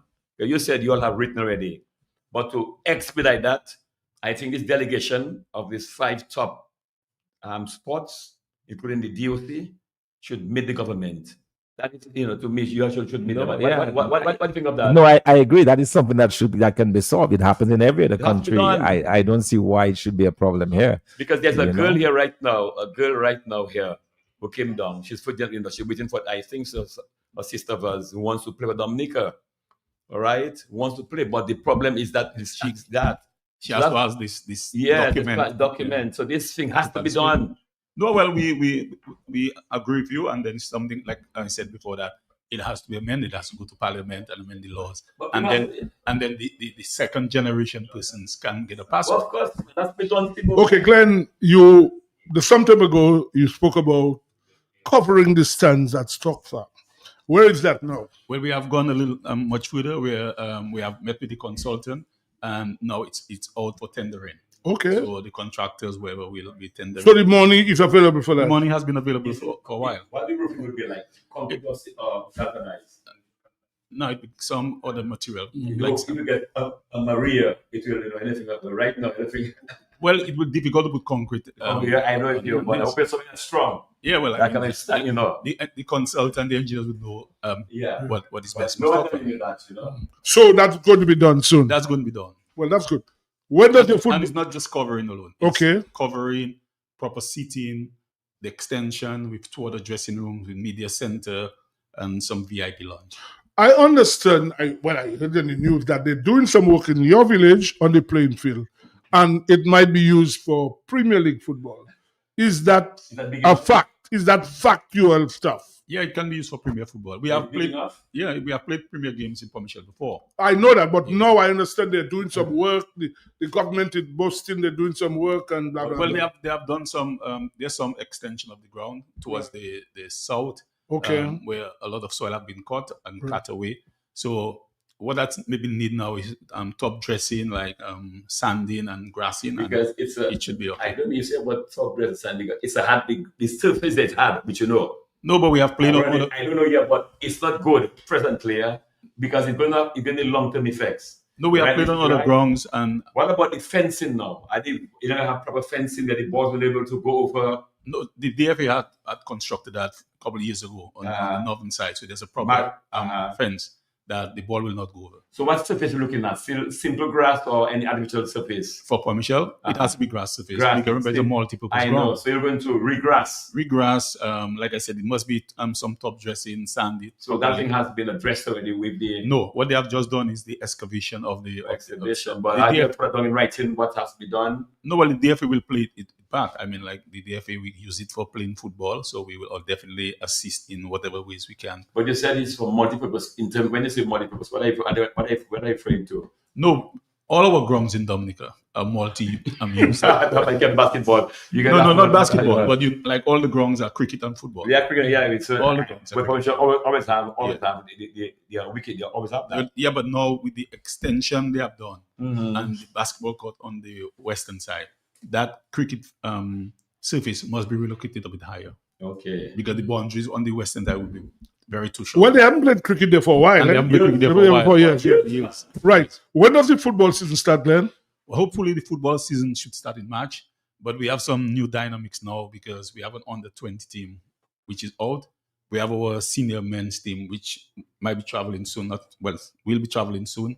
So we might have to push back the start of the league because by the time the under-20 comes back and the senior team travel, so that we might have to push back the little further. The PRO last week said about you all have this big gala coming. When is that?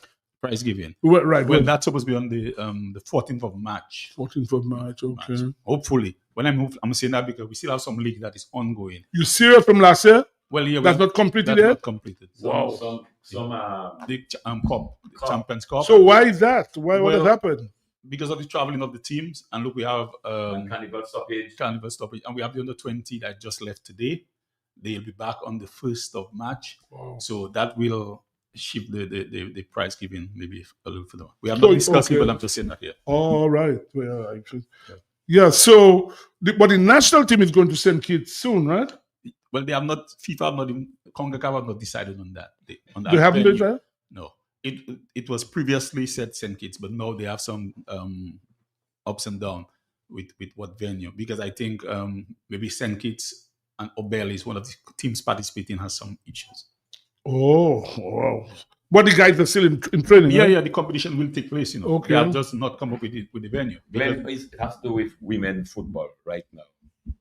I know you're not happy. I'm not what I'm seeing in the women football right now. the league itself, I think the women needs to play more football. How we can get them to play more football?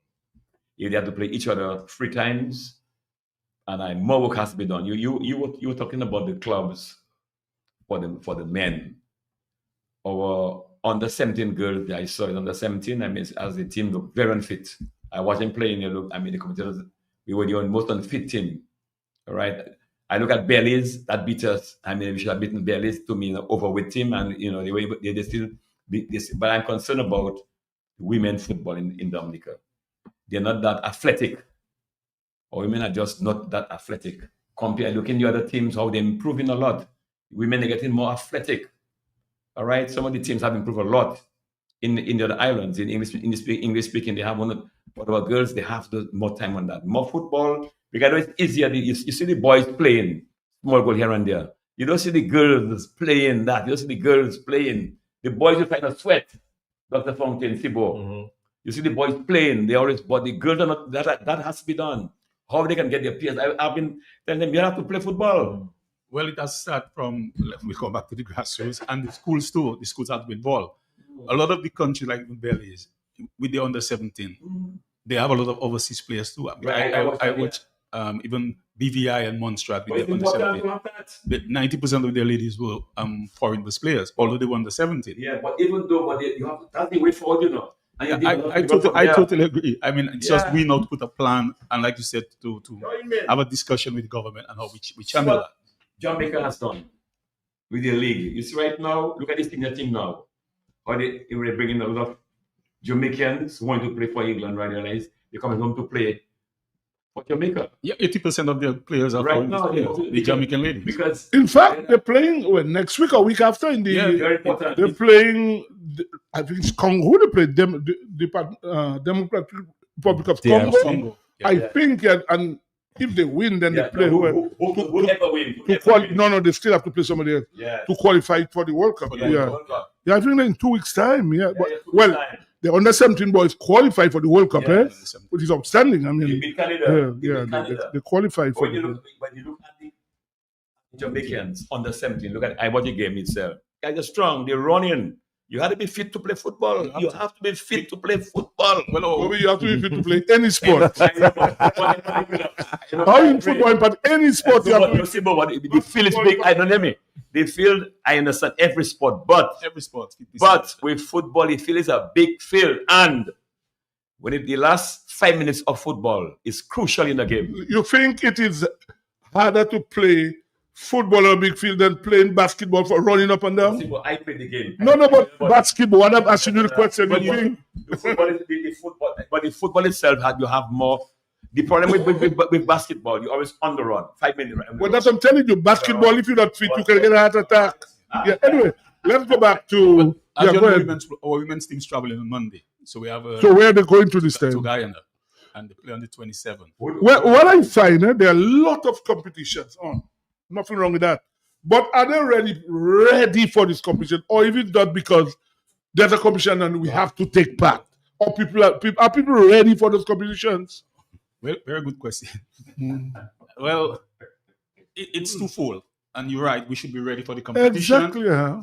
Rather, we decide that we're not participating because we're not ready. Sometimes it's fine. I mean, in the development programs, you want to expose the young person, but at the senior or much higher level, I think if you're not ready for the competition, I think you should abstain. Yeah, because it doesn't make sense you go and get 17 love just to take part. And I find too often we're getting destroyed. You have one national team, 15 love thing. If we are not ready, why do we go? Just to say we participate? No, but at the same time, how do you get the experience? You know, the experience matters there to me. I understand what you're saying, Dr. Franklin. So that's what I'm saying. We must have them prepared. Are they really prepared? That's the point I'm making. Are we really prepared? Well, the preparation can only take place twofold again, from the club structure and from the FA in terms of the length of time that you bring the club into training. Mm-hmm. So, but for us, it will always be an expensive venture. I mean, we spend a lot of money on transporting the various players to training to different areas, because you want to make sure that everybody from whatever area is participating in the football. So it comes down to not a challenge of money, but you have to be adequately have funding for all this, because like I told you, a lot of funding goes into the transportation and even snacking of making sure that the players are well snacked after the training. So it has to be balanced, but it goes back to if we are prepared from the club structure or from the early session. I don't think we have these problems, because when you come to the national setting, there are certain things that the national coach should not have to go back, like you say, fitness and these basic things. So you have to maintain it, but You have to maintain it, but you have to come to a level of But take for instance, you talk about the clubs. Okay, the football season pending maybe a couple of weeks. Does the association have its coaches going around to see if clubs are training, if they are ready for the local league? That's not our responsibility. I know it's not. Yeah, but what I'm saying again goes back to the thing about preparation. If you have clubs that not doing what they have to do, and they come in the main league, and it will devalue your league. That's the point I'm making. Well, we do that at the academies. We have credited a few academies. Give them a syllabus where they have to follow, and we will have our coaches go in and see whether they are doing this training, and they are getting a stipend. So in other words, because they're getting a stipend, they have to carry out the work that they've been paid for. But you see, Sebastian, you're talking about overseeing the clubs. No, first, I mean, I come to Dominica, yeah. I'm looking around, gentlemen. I'm looking around. I'm seeing guys that are running. They see nobody doing. No, I said, but what's happening to the? Seeing the cricketer. The only person I will see training is Hodge, Calvin Hodge. I will see Hodge, doing. But I must see the players. There's always football competition overseas. I'm not seeing anybody run. I said, but what happening? How would they expect to win? There's certain work you have to do on your own. Glenn used to run. All right, he used to run. You have to do work on your own. Can't do anything at all. Yeah, you have. Well, I say the club or the community, and before the football was more, all sport, more community based. So you saw guys going to the playing field, and whether the coach is not there, they doing their runs in the morning. Yeah. And it helps the individual. So we need to get that culture back. That culture has to come back to whatever sport, and not just football, even cricket also. Are you satisfied with the school's competition? Because I want to ask you. Well, I don't know too much about the school competition, but it comes back again to the what we do from the FA standpoint. We assist them when it comes to football in terms of the coaching aspect. We help them with that aspect. But I would believe that for us to develop these two the entities has to marry themselves together so that we can develop the sport. Do you see the quality? Do you see more quality now than before on the schools? There's not more quality now than before. No. Because I can talk from my standpoint as a grammar school person. The training was more vigorous. Persons were training seriously. Every time I come here, I mention these things. You don't get that. Fellas don't train like before. And we used to do 2 trainings. You train in the morning and still come train in the afternoon. And you see also, Glenn, the sports days, that helped a great deal. Most fellas were athletic in the school. On the football team. These guys were very athletic guys. The sport was part of it. And even the PE classes was part from the grammar school standpoint. Did you beat Mr. House? Anyway, I wish Afi had called tonight. I know last week he called and I wish he had called tonight. But Glenn, we want to talk about cricket quickly. So yes.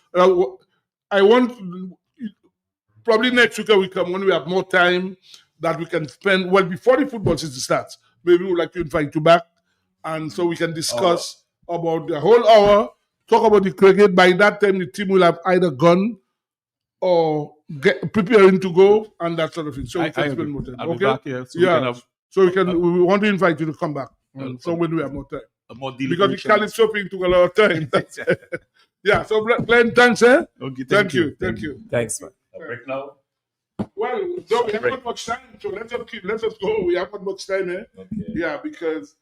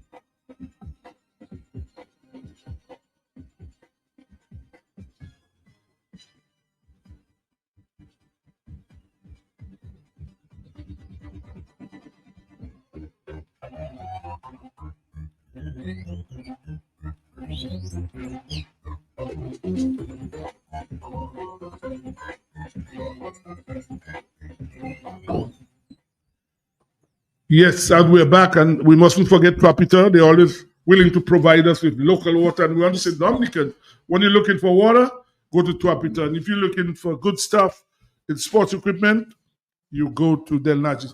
Dr. Fontaine, we're down to tomorrow morning, Australia play the match against Oman. Well, not many people probably be at the ground.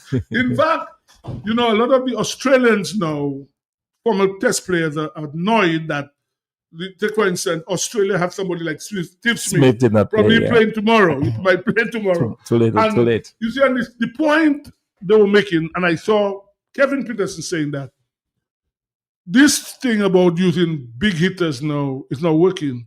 You have to have men who are good in test cricket where they can rotate strike, because things work out now. It's not before like you would have 6 hitting and that kind of thing. You're not going to work now. It's very interesting with Australia and the fact that they have, it shows the lack of depth, because they lose George Hazelwood and we three got of Cummins, and all of a sudden it's a completely different team. They couldn't get people out.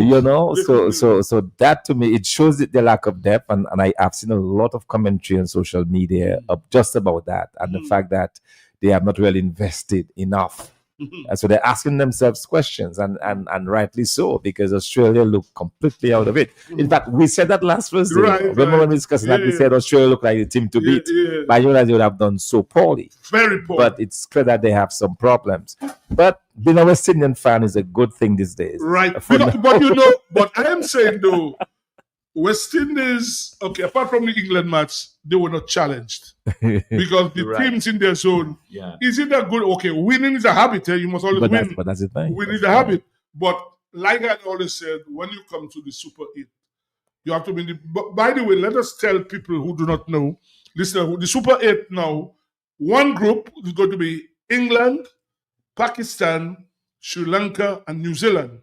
The other group is West Indies, Zimbabwe, South Africa, and India. So you have 2 groups. So the top 2 each zone goes to the semifinals. So that's how it is. So, but explain how they put them into the zone, because now you have all of the undefeated teams in one zone. Yeah, well, they say it was preceded. That's what. That is what I don't understand that. Because now you have a situation where you have the 4 undefeated teams in the same zone. Absolute madness. Absolute madness. I don't like that at all. Let's to me, caller. We have a caller. it should be organized differently. Good evening, caller. And good evening, Tibo and Tibo. We have to look out because we play in Zimbabwe our first game, and then with undefeated and beat Australia and New Zealand and Sri Lanka. Yeah. So we have to be careful. And quickly, the writing has been on the wall for Australia a long time. They just didn't notice it. How you calling it? The ODI World Cup. India played undefeated. Afghanistan had Australia on the run until Afghanistan dropped Maxwell twice and he scored a double century. And then Australia went to the finals, and whoever had won that toss would have won the game, if you all remember the game clearly. So it has been on the canter this time, and Australia was seeing it. They had that green fella high up, and Ozzy agrees with me when he used to be on the program. He don't see what in that Cameron Green they rating him so high. Good evening, gentlemen. Yeah, we have another caller. Let's take this caller. Yes. Good evening. Good evening. Good evening. Don't listen to your phone. Don't listen to your radio, please. Good evening. Okay, that's hello. Yeah. Hello. Mr. Menard. Yes, hello, Mr. Menard. Good evening. Yeah, good evening. Yes, my team has gone home. They haven't gone home yet. They haven't gone home yet. They'll go home tomorrow evening. But the issue is that in a lot of sense I am not really happy with most of the teams. Team win, but they really haven't really played the outstanding cricket that we would have liked. The issue with Australia, one of the issues is that the batting have not clicked, right? We have not really seen the big performance from Maxwell and Head, and others. So what about the bowling? So it's not, yes, they're not Zampa, the bowling look at in Zampa. terms of the quality, but the batting, have not shown up what is expected. Yes, Smith should have been there, definitely. I mean, he would have been able to use his experience and as Sebastian said, to work him, walk the ball around and so. He's a world-class player. He has demonstrated it over the years, and he's somebody who can come there and win a match, when you have match winners. As I said, I expected more from Maxwell, and at his age, at this stage, maybe in his last World Cup, I show himself is very disappointed. So Color, whom do you predict is going to win this? Hello? Whom do you predict is going to win this? I didn't get that. Who do you predict is going to win this competition? Which team do you think is most likely to win from what you've seen so far? Well, India playing at home, most likely probably might be India or South Africa. All right. England. We win England in the second match, but who knows? England might say, "You all win me when it didn't matter. When it mattered, no, you all can be in the finals or in the semi-finals." Because it might feel like West Indies may not get there. All right. Well, there's nothing really to be celebrating so much when it comes to the West Indies, Sebastian. Well, they have won. I mean, at least they have won. They have won 3 straight matches. We've not seen that in a while. They've actually won. Not only 3, actually 4 straight matches. No, we have seen far much even more than what we have seen in the last few matches. When they won the game in Australia, they thought that was that West Indies cricket was back on track. Then when you look now, just the other day we bowled out for 27. Okay, caller, thank you. That's a test match. All right. Okay, thank you. We have to move on with so much time. For the benefit of listeners, let us keep West Indies. I'm going to say it slowly so people who do not know. West Indies plays on Monday at 9:30 against Zimbabwe. 9:30 a.m. Then next week, Thursday, they will be playing at 5:30 a.m. against South Africa. And next week, Sunday, against India, 9:30. Now, for West Indies to get to the semi-final, they have to win 2 of these matches. 2 of the 3. 3 matches. No, Zimbabwe is not a team they should take lightly But at all. But it should be stupid to take. They shouldn't take them lightly. But I think that's the best draw we could have gotten as the first team to play. Mhm. I would much prefer to play Zimbabwe first, hopefully to get a win, than to face South Africa or India. Absolutely. Because, a net run rate could be a factor to it. Because I was looking at it, 3 teams could win 2 matches in that zone. Three teams could win 2 matches. Yes. So net run rate will play a bigger part. So that is why it's important that West Indies, and I was off air, I was just saying to you guys, you hear this myth that people say about you shouldn't let left-hand spinners against left-handed batsmen and blah. No, if you can bowl, you can bowl. Of course. You should be able to bowl against any batsman, whether it's left-hander or right-hander. Because you look at the Indian team, in the first 8 batsmen, they have 6 left-handers. Six. But Sibo, let me tell you, India is beatable, you know. Yeah, but you see, remember they were 74-7 against the United States. Yeah. This team is beatable. But Dr. Fountain, like I've always said, in T20, all it takes is one guy. Whether in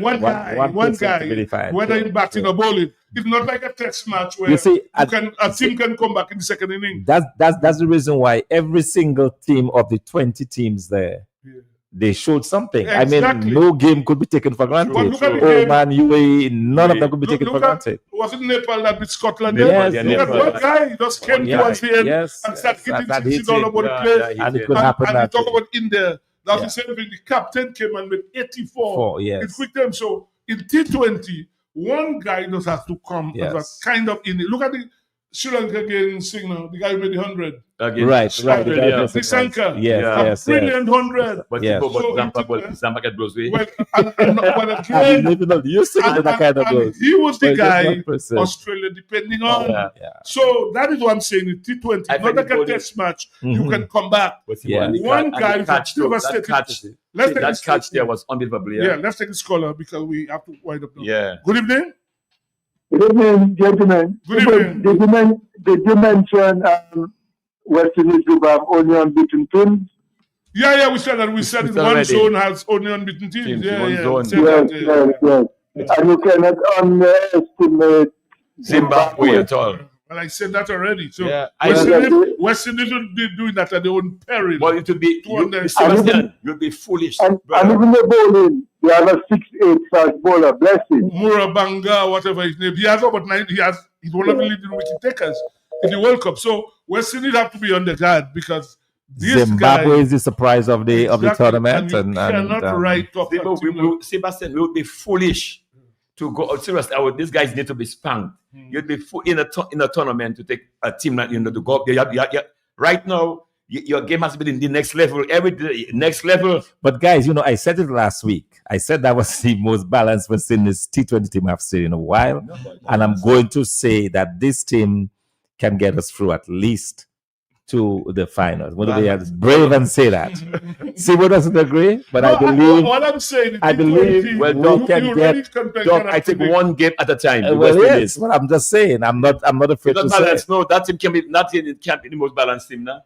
That's what I'm saying. But I'm telling you, that's the most balanced team I've seen in a while. You're saying that you want to hide bowlers. If you can bowl left, you can bowl left in batsman. Come on, man.